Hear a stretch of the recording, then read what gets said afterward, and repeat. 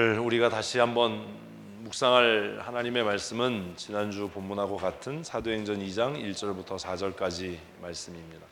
우리 본문의 뜻을 생각하시면서 함께 한 목소리로 읽겠습니다.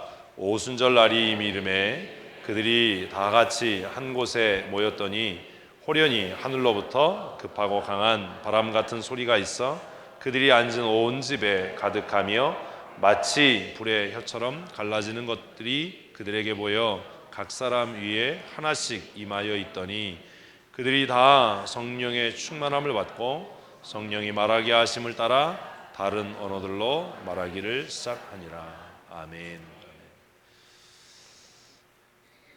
우리나라는 참 잘 사는 나라입니다. 외국의 공항에 가면 한국 사람이 참 많아요. 동남아는 우리나라 사람들이 다 먹여 살리는 것 같아요. 러시아 블라디보스톡에 잠깐 다녀왔는데 러시아 블라디보스톡은 춘천 같아요. 러시아 사람보다 한국 사람이 더 많은 것 같아요. 하나님께서 우리에게 참 많은 은혜와 복을 주셨다라는 생각을 합니다. 아멘을 안 하시는군요. 아멘. 이걸 고치셔야 돼요. 근데 문제가 뭐냐 하면 그 복주심을 누리지 못하는 거죠. 즐기지 못하는 겁니다. 우리는 참 누리지 못하고 즐기지 못한다라는 생각을 할 때가 참 많이 있어요. 너무 무겁죠. 경쟁하면서 커서 그런가 봐요. 이겨야 된다라는 생각 때문에 제가 어제 시상하면서 우리가 죽는 날까지 경쟁해야 될 대상은 옆에 있는 사람이나 다른 교회가 아니라 게으르고 나태한 어제의 나 경쟁하는 거다. 어제보다 더 성숙한 나를 만들어가는 것. 그렇다면 날마다 삶이 얼마나 즐겁고 행복할까라는 생각을 합니다. 긴장하지 말고 사세요. 힘 빼고 누리고 즐기면서 점잖게 차려입고 흥에 겨워 춤출 수 있다면 얼마나 멋있겠어요. 신앙생활 한다는 건 뭘까? 예수 믿는다는 건 뭘까? 라는 고민을 참 많이 합니다. 이번 한 주간도 여러 교회를 방문하고 성도들을 만나고 선교사님들을 만나고 목사님들과 한 주간 지내면서 예수 믿는다는 게 도대체 뭘까? 어떻게 살아야 하나? 라는 고민을 참 많이 했습니다. 여러분, 예수 믿는다는 게 뭐지요? 예수 믿으면 어떻게 살아야지요? 필리핀 교회와 성도들을 보면서 깨달은 게 그거 하나예요. 오늘 사역자 기도회 때 잠깐 말씀드렸는데 블루산이라고 하는 지역에 교회가 있습니다. 그 교회 목사님이 저희를 반갑게 맞이해 주셨는데 아들이 22살 된 아들이 백혈병을 앓고 있대요.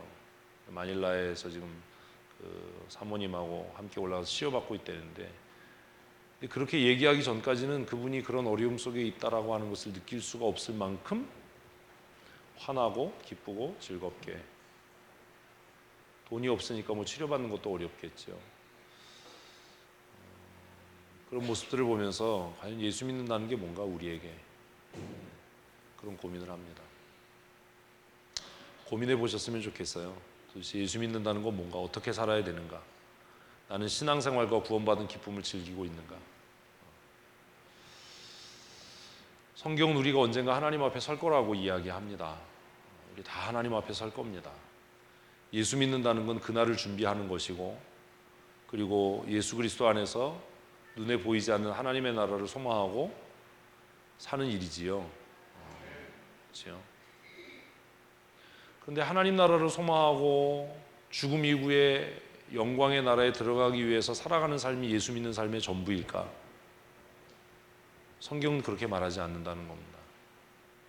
정말 우리가 하나님 나라를 소망하고 살고 우리가 이 세상을 떠난 이후에 영원한 하나님의 나라에 이르게 될 거라면 이 땅에서도 복되고 즐겁고 감사한 삶을 살아야 하는 게 아니라 살 수밖에 없다는 거예요. 행복하십니까? 진짜요? 근데 얼굴은 아니잖아요. 정말 행복하세요? 자신이 없으시지요? 왜 행복하다는 생각을 못하지요? 다른 사람하고 비교하니까요. 동창회 갔다 오면 그것 때문에 속상하죠. 제 학교 다닐 때 나보다 공부 못했는데 좋은 놈 만나가지고 팔자 폈어. 이런 거죠. 여자들. 남자들도 제 학교 다닐 때 나보다 공부 못했는데 운이 좋아가지고 잘 됐어. 아버지한테 물려받은 거 많다며. 다른 사람하고 경쟁하느라고 하나님이 주신 은혜와 복을 누리지 못해요. 천국 소망하고 산다는 건 죽어서 그냥 단순하게 천국 가는 게 아니라 오늘 하나님의 나라의 기쁨을 누리며 사는 겁니다. 그래서 바울은 고난과 환난 가운데 있는 성도들 향해서 주 안에서 기뻐해라. 내가 다시 말하노니 기뻐해라 라고 이야기합니다. 여러분의 얼굴에 기쁨이 충만하십니까? 제가 여기서 사진 한 장 찍어서 보여드렸으면 좋겠어요. 우리의 얼굴엔 기쁨이 없어요. 감사가 없어요. 남에게 보여지는 게 너무 중요하다라고 생각하기 때문이에요. 마른 떡 하나를 놓고 토굴 속에 살아도 서로 화목하고 사랑하는 사람과 살 수 있다면 그게 정말 기쁨이었으면 좋겠어요. 그게 잠언의 이야기거든요. 집에 고기가 가득하고 다투고 싸우는 것보다 마른 떡 한 조각을 가지고 토굴에 살아도 기쁘게 사는 게 복이 아니냐. 필리핀의 성도들은 먹을 것도 없고 입을 것도 없지만 너무 기쁘게 신앙생활을 즐겨요. 우리는 먹을 게 넘쳐나고 입을 게 넘쳐나는데 신앙생활이 기쁘지 않습니다. 즐겁지 못합니다. 어제 아이들 연주를 보면서도 그런 생각했습니다. 정말 기성의 아티스트들 쌈 싸먹겠다. 근데 왜 쟤네들은 즐기지 못할까? 왜 기쁘지 않을까? 무대 위에서 왜 기쁘지 않을까? 왜 무대 위에서 미쳐 날뛸 수 없을까? 누가 저렇게 만들었나? 박자 놓칠까봐, 핑거링이 틀릴까봐,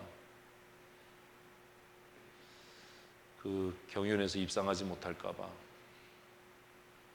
상 못 탄다고 패자가 되는 건 아니잖아요. 상 탔다고 승자가 되는 것도 아니고, 학교 동기들보다 빨리 승진한다고 해서 승리하는 것도 아니고, 말단 직원으로 인생을 마친다고 해서 그것이 인생의 실패도 아닌데 우리는 그렇게 생각하고 산다는 거죠. 근데 결국 우리의 삶을 불행하게 만드는 게 뭐지요? 그게 우리의 말이에요. 우리의 언어는 참 부정적이에요. 그리고 늘 다른 사람을 인식하고 의식해요. 성경은 우리에게 여러 곳에서 말에 대해 경고합니다. 잠언 18장 20절 한번 읽어볼까요? 사람은 입에서 나오는 열매로 말미암아 배가 부르게 되나니 곧 그의 입술에서 나오는 것으로 말미암아 만족하게 됩니다. 무엇으로요? 입에서 나오는 열매요. 써 있는 대로 읽어주세요. 좀 자꾸 각색하지 마시고. 사람은 뭘로요?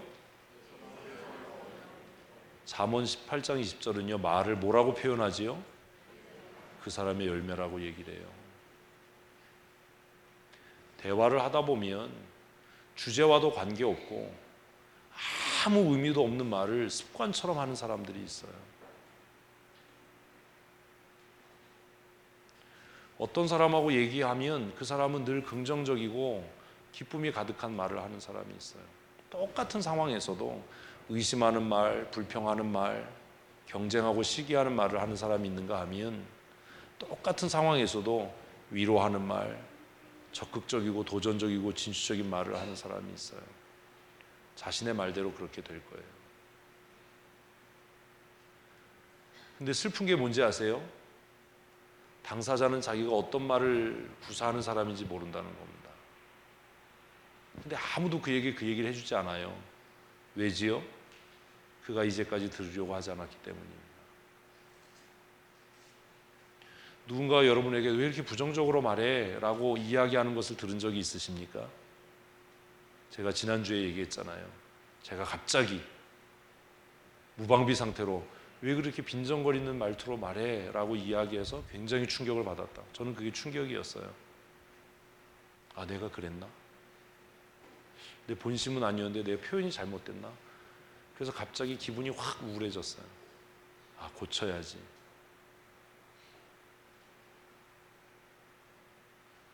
우리는 우리도 알지 못하는 사이에 내 입의 열매로 내 인생이 채워져 가는 겁니다. 여러분의 말을 한번 녹음해서 들어보세요. 하루 종일 내가 어떤 말들을 하는지, 회의를 할 때도 주제에 부합한 말을 하고 있는지, 내 말의 결과가 무엇일지를 한 번쯤 생각하고 얘기해 보세요. 어떤 사람들은 그래요. 왜 그런 말을 해? 그러면 아니 그냥 그렇다고. 왜 그런 말을 합니까? 똑같은 에너지를 사용하면서 그냥 그렇다고 할 말을 뭐하러 합니까? 사람은 외부의 환경이나 여건에 의해서 그의 삶이 좌우되는 것이 아니라 무엇으로? 입술의 열매로, 입에서 나오는 열매로 배가 부르고 입술에서 나오는 것으로 말미암아 삶이 만족하게 되는 겁니다. 여러분이 만들어가는 겁니다. 계속해서 21절 말씀을 읽어보십시다. 죽고 사는 것이 혀의 힘에 달렸나니 혀쓰기를 좋아하는 자는 혀의 열매를 먹으리라. 제가 어제도 우리 정성택 집사님하고 얘기하면서 그랬거든요. 부정적인 말 하지 마라. 지도자는 그러면 안 된다. 너는 그 입술의 말로 살기도 하고 죽기도 할 거야. 객관적으로 평가하는 것하고 맹목적인 이야기를 하는 것하고 부정적으로 말하는 것하고는 달라요. 목사님들하고 대화하면 그런 게 가끔 답답할 때가 있어요. 객관적으로 평가하는 걸 부정적이라고 판단하는 사람도 있고, 맹목적인 이야기를 긍정적이라고 착각하는 사람도 있고, 그리고 진짜 부정적인 언어를 부정적이다라고 이해하지 못하는 경우도 있다라는 겁니다. 참 놀랍지 않습니까? 무엇이요? 죽고 사는 게요. 다른 사람이 우리를 죽이는 게 아닙니다. 다른 사람이 우리를 무시해서 우리의 권위가 없어지는 것도 아니고, 우리의 상황이나 여건이 우리를 망하게 하는 게 아니라, 뭐가? 이 새치밖에 안 되는 혀가, 우리의 입술의 말이 우리를 뭐하기도 하고 죽이기도 하고 뭐하기도 한다고요? 살리기도 한다고요. 근데 정말 나이 드는 게 비극이고 불행한 이유가 뭐냐면, 어려서는 그렇게 얘기하면 누군가 권면하고 책망하고 일깨워주고 바로잡아주는데, 나이가 들면 아무도 그 얘기를 해주지 않는다는 거예요. 그게 나이 들면 불편함이고 나이 들면 슬픔이에요. 제가 나이가 50대 중반인데 누가 저에게 와서 목사님 말이 왜 그렇게 부정적이세요? 이렇게 얘기해 주는 사람이 이제 별로 없거든요. 똑같은 말을 해도 왜 빈정거리면서 얘기해서 이렇게 얘기해 주는 사람은 없거든요. 누군가 그렇게 얘기해 줄 수 있다는 게 참 고맙고 감사한 일이지만, 한 번쯤 누군가가 우리에게 그렇게 이야기하기 전에 내가 어떤 언어들을 사용하고 있는지, 나는 내 혀를 어떤 용도로 쓰고 있는지를 생각하고 돌아봐야 하지 않겠습니까? 충격적이잖아요. 우리는 죽고 사는 게 외부의 위험 요소에 달려있다라고 생각을 해요. 근데 성경은 명확하게 죽고 사는 것이 어디에 달렸다? 너의 혀에 달렸어. 너의 권위, 너의 영광, 너의 인생의 성공과 실패가 다 어디에? 너의 혀에 달려있어. 거룩한 언어를 많이 사용하십시오. 그 거룩한 언어 중에 최고가 뭔지 아세요? 할렐루야와 아멘이에요. 인간이 할 수 있는 최고의 언어는 하나님을 찬양합니다, 여호와를 찬양합니다예요. 그게 할렐루야 아닙니까? 사람이 할 수 있는 최고의 긍정적인 언어가 뭐죠? 하나님의 말씀대로 될 겁니다, 하나님의 뜻이 내 삶을 통해 이루어질 겁니다라는 고백입니다. 그게 뭐지요? 아멘입니다. 이것만큼 위대한 언어가 어디 있습니까?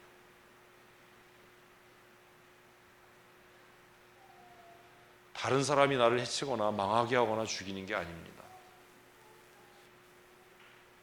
내 입술의 말이 나를 죽게도 하고 살게도 합니다. 근데 문제가 뭔지 아세요? 이 혀는 길들여지지 않는다는 거예요. 그래서 성경은 뭐라고 이야기하냐 하면 차라리 말하지 말라는 겁니다. 목사님들하고 사모님들하고 여행하면 제일 힘든 게 뭔지 아세요? 쉬지 않고 얘기해요. 힘들어요. 쉬지 않고 얘기해요. 어떤 상황이 생기냐면 4명이 있는데 4명이 다 말해요. 누가 듣고 있는 거지요?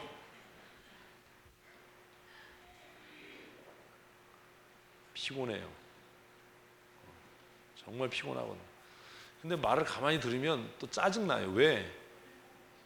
사실도 아니고 근거도 없고 말도 안 되는 말을 막 우기면서 하거든요. 그래서 성경은 뭐라고 이야기하냐 하면 혀쓰기를 좋아하는 자는 뭐 한다고요?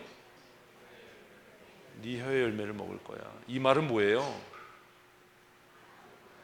지혜가 없다면, 하나님이 주시는 은혜가 없다면 차라리 뭐 하지 마라? 말하지 마라. 말하지 마라. 기도하지 않았다면, 하나님의 응답이 없다면 차라리 말하지 마라.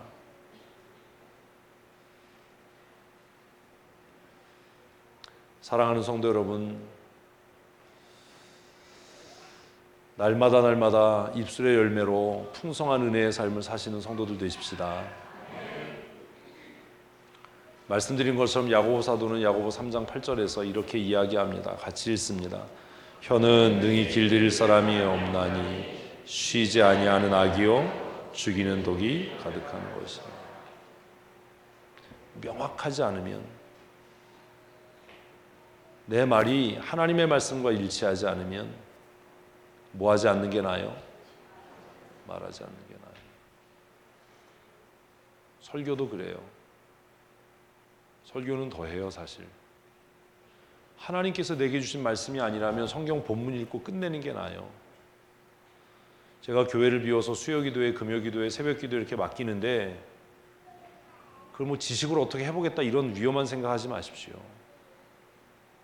하나님께서 나에게 감동하시지 않고 깨닫게 하지 않았다면 그냥 본문 읽고 기도하고 끝내십시오.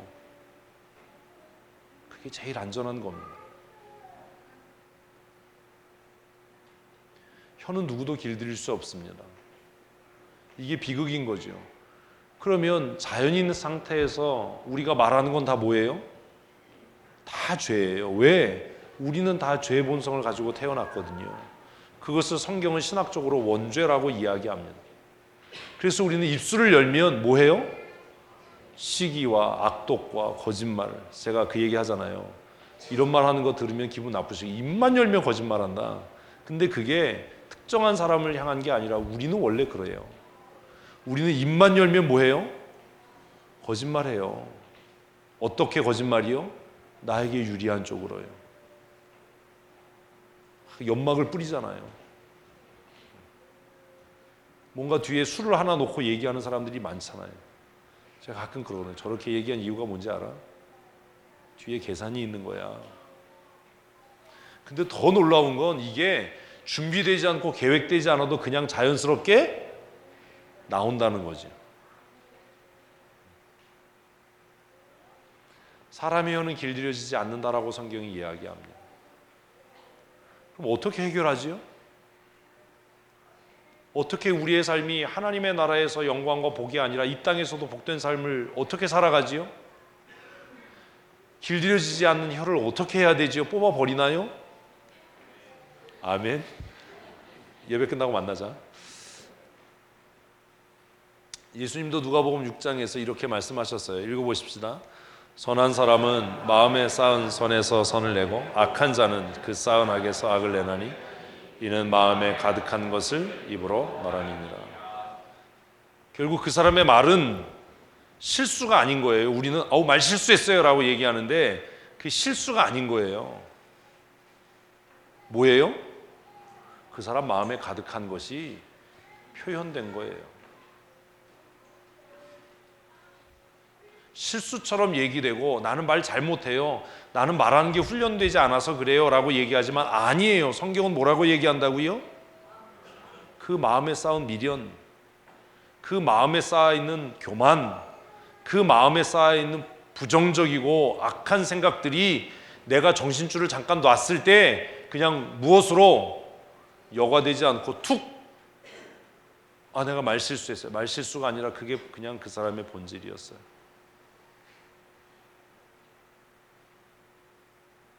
선한 사람은 마음에 쌓은 선에서 뭘 내고 선한 말을, 지혜 있는 사람은 마음에 쌓은 지혜에서 무엇을, 지혜의 말을, 겸손한 자는 마음에 쌓은 겸손에서 위로의 말을, 지적인 사람은 마음에 쌓은 지식에서 누군가를 바로 세우고 권면하는 말들을 하게 될 겁니다. 교만한 자는 다투고 경쟁하는 말들을, 시기하고 상처 주는 말들을 하게 될 겁니다. 더 나아가서 악한 자들은 그 마음에 쌓은 악에서 누군가를 깎아내리고 모함하고 비방하고 험담하는 말들을 하면서 살게 될 겁니다. 왜냐하면 말은 그냥 입술에서 혀에서 고백되는 것이 아니라 마음에 쌓여 있는 것들이 입을 통해 표현되는 것이기 때문입니다. 그러면 답은 나왔어요. 어떻게 혀를 길들이지요? 마음에 무엇을 쌓느냐에. 왜 미련한 말을 하지요? 마음에 지혜와 지식이 쌓여 있지 않기 때문입니다. 마음에 지혜를 쌓으십시오. 지혜로운 말을 할 수 있을 거예요. 마음에 지식을 쌓으십시오. 지식 있는 말을 하게 될 겁니다. 마음에 겸손과 온유를 쌓으십시오. 누군가를 위로하고 누군가를 세우는 말들을 할 수 있게 될 겁니다.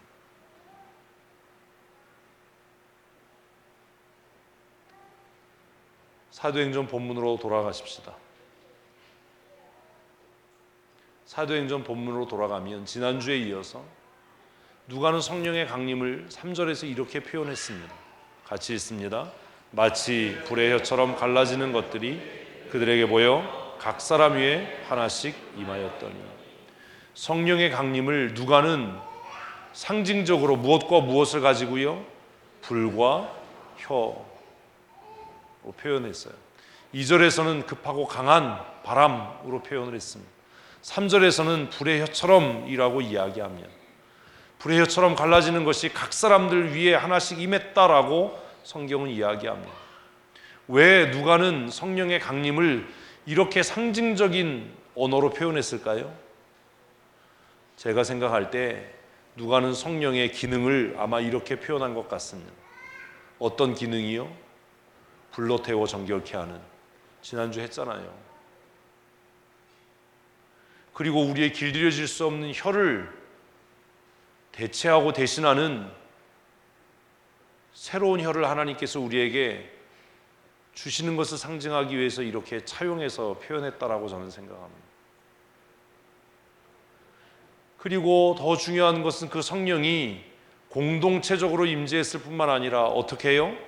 각 사람 위에 하나씩.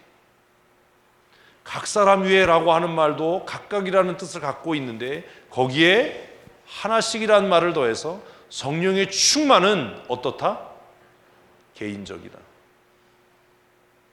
같은 교회 안에서 같은 예배당 안에서 같은 시간에 예배를 해도 어떤 사람은 성령 충만한 은혜를 누리게 되고 어떤 사람은 그냥 어제와 별반 다름이 없는 삶을 살게 될 겁니다.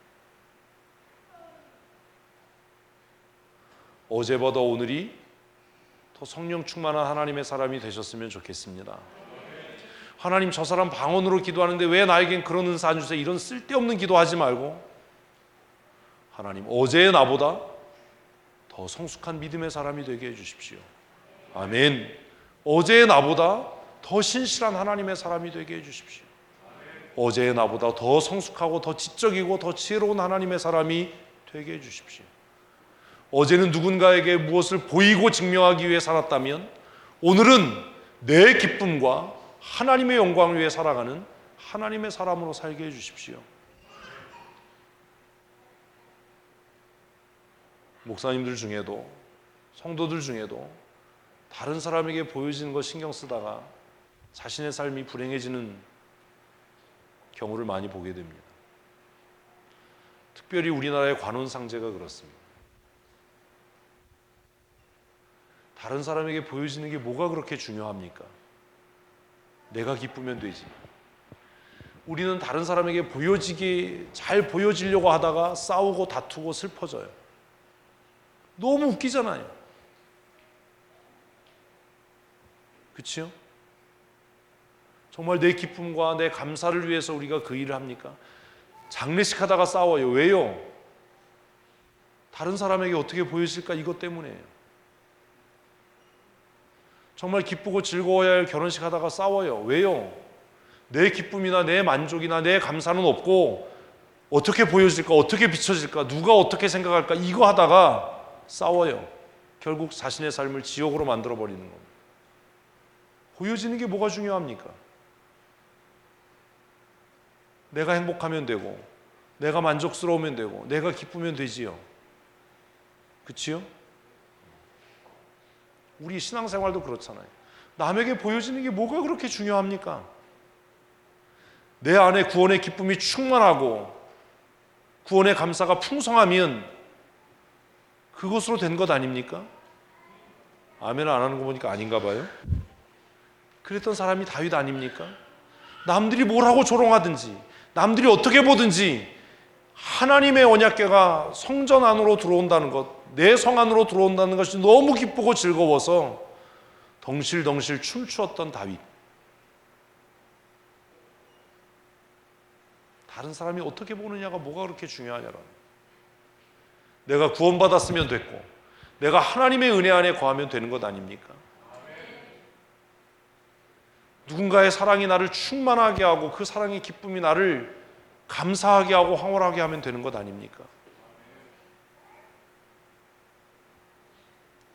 성령 충만한 하나님의 사람이 되십시오. 저는 누가 안 알아줘도 저는 너무 감사해요. 제가 이번에 목사님들하고 가면서 후배 목사로 들어요. 목사님이 이런 사람인지 몰랐어요. 제가 얘기 안 하거든요. 그래서 제가 웃으면서 그랬어요. 사실 내가 GMS에 필리핀 간다라고 선교 총무한테 얘기하고 그랬으면 아마 지부장이 마중 나왔을 거다, 차 가지고.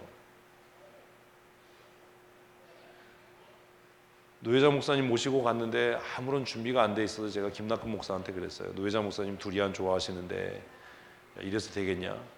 그랬더니 김낙근 목사가 바로 민다나오 지부에 전화를 했어요. 민다나오는 비행기 타고 가야 되는 곳입니다.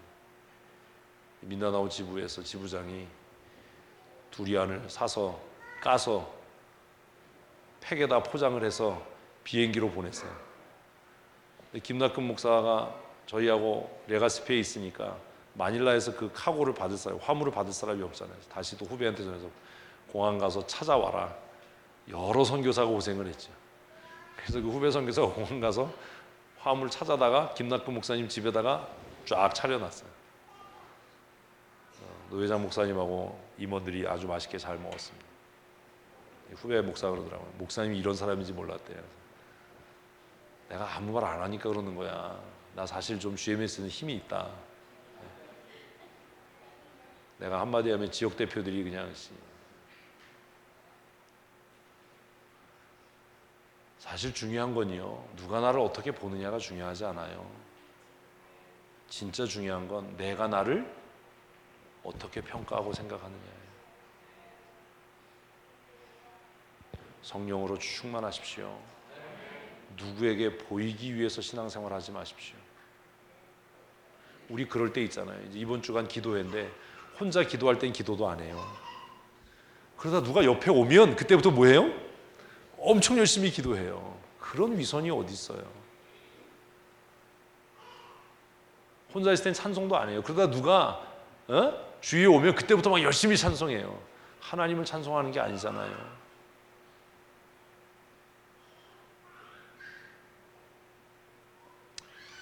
그냥 일반적으로 행복한 삶을 살기 위해서라도 여러분 자신의 만족을 위해 사십시오. 그리고 영적인 삶을 살기를 원한다면 내 자신의 만족을 뛰어넘어서 누구의 만족을 위해서? 하나님의 만족을 위해서 사십시오. 성령께서 임하시되 공동체적으로 임하셨을 뿐만 아니라 각 사람 위에 각각 임하셔서 그들은 세상이 무엇이라고 이야기하든 무엇이라고 판단하든 자신의 부르심과 하나님의 영광을 위해 사는 사람이 됐습니다. 여러분도 그러실 수 있어야죠. 그게 성령 충만이죠. 한번 따라합시다. 나는 부르심을 받은 대로 산다. 그걸 제가 2007년에 똥 깨는 지저도 기차는 가는 거다. 소명의 사람은 무엇대로? 부르심을 따라 사는 거다. 나는 부르심을 받은 대로 산다. 나를 부르신 이도 하나님이시고 나를 보내신 이도 하나님이시니까 나는 부르심을 받은 자리에서 부르심을 받은 대로, 보내심을 받는다면 보내심을 받은 대로 사는 거다. 아멘. 근데 어떻게 행복하지 않을 수 있겠어요? 4절 말씀을 오늘 이제 우리가 함께 나눠야 될 말씀입니다. 같이 읽습니다. 그들이 다 성령의 충만함을 받고 성령이 말하게 하심을 따라 다른 언어들로 말하기를 시작합니다. 지난주 이번 주 말씀의 제목은 성령의 말하게 하심을 따라입니다. 먼저 묻지요. 여러분은 성령의 말하게 하심을 따라 말하는 사람입니까? 자신의 생각대로 말하는 사람입니까? 물론 우리가 24시간 동안 성령의 말하게 하심을 따라 말할 수만은 없을 겁니다. 밥 달라고 얘기를 해야 되나요, 성령님? 커피가 마시고 싶은데 아내한테 커피를 타오라고 말해야 되나요, 하나님? 뭐 이러고 살 수는 없잖아요. 웃자고 하는 소리인데 심각하게 들으셔야 돼요. 그러나 적어도 삶의 방향을 결정짓는 중요한 문제에 있어서 사람과의 관계를 형성하고 유지하는 중요한 일에 있어서 무엇을 따라? 성령의 말하게 하심을 따라 말해야 되지 않겠습니까? 4절을 한번 이제 조목조목 살펴보십시다. 첫 줄에 그들이 다라고 이야기했는데 그들은 누구지요? 아이고, 그들이 누구예요? 이 예가 왜 또 다시 나오지? 그들이 다. 그들이 누굽니까? 빨리 얘기를 하셔야 돼요. 예수님의 제자들 또요. 다락방에 모였던 사람들 또요. 아니 뻔한데 본문이 왜 이렇게 쓰는 거죠? 뻔하잖아요. 근데 본문을 왜 이렇게 쓰죠? 제가 얘기했잖아요. 히브리어 문법이나 헬라어 문법은 중복하고 반복해서 쓰는 걸 별로 안 좋아한다.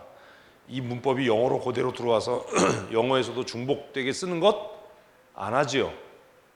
생략을 하든지 뭐 이렇게 합니다. 근데 왜 그들이 다 앞에서 다 얘기했는데 왜 그렇게 쓰죠? 그 이유가 뭐지요? 성령은 누구에게 임해요? 이걸 빨리빨리 정리하시고 답하셔야 돼요. 사모하는 자들이요. 사모하는 자들. 예수님이 승천하는 걸 몇 사람이 봤어요? 500사람이 봤어요. 500여 사람이 봤어요. 야, 놀랍다. 야, 예수님이 죽었다가 부활했대. 근데 이제는 야, 하늘로 들려 올라간다. 500명이 봤어요. 우리 생각 같아서는 그 놀라운 광경을 봤으면 다 약속을 의지하고 말씀을 들은 대로 약속하신 바 성령을 받기 위해서 기도했을 것 같지요? 근데 아니더라라는 겁니다. 예수님의 죽으심과 부활과 그의 승천을 목격한 500명의 사람, 적어도 500명의 사람들 가운데 모든 사람이 다 성령으로 충만하게 된 것이 아니라 누가? 약속을 믿고 사모했던 사람들. 우리가 다 모여서 예배하지만 우리 모두가 다 성령으로 충만해지지 못할 겁니다. 우리 가운데 어떤 사람들이요? 그 약속을 믿고 사모하는 자들. 다음 한 주간 우리는 기도할 겁니다. 이번 한 주간, 내일부터 한 주간 기도할 겁니다. 사모함으로 나와서 기도하십시오. 마가 요한의 다락방에 성령이 임하셔서 그들을 충만케 하셨던 것처럼 우리가 사모함으로 간절히 하나님 앞에 기도할 때 하나님께서 우리를 충만케 하실 줄로 믿습니다. 그러면 왜 하나님은 사모하는 자들에게만 은혜를 주시지요? 이거 자녀 교육에서도 굉장히 중요한 겁니다. 왜 그런지 아세요? 수고하지 않고 얻은 것, 애쓰지 않고 얻은 것, 사모하지 않고 얻은 것은 귀하지 않아요.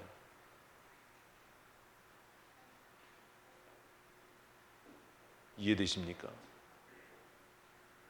왜 아이들이 돈을 허투루 쓰지요?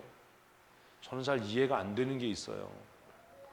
물론 뭐 패션도 좋고 뭐 유행도 좋고 다 좋지만 저는 물건 살 때 가치를 생각한다고 그랬잖아요.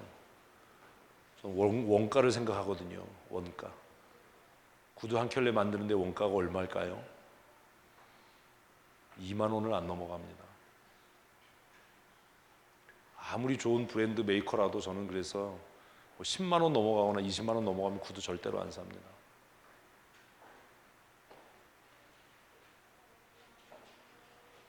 아이들 보면 막 7, 80만 원짜리 신발을 사서 신어요. 왜 그런 일이 생기지요?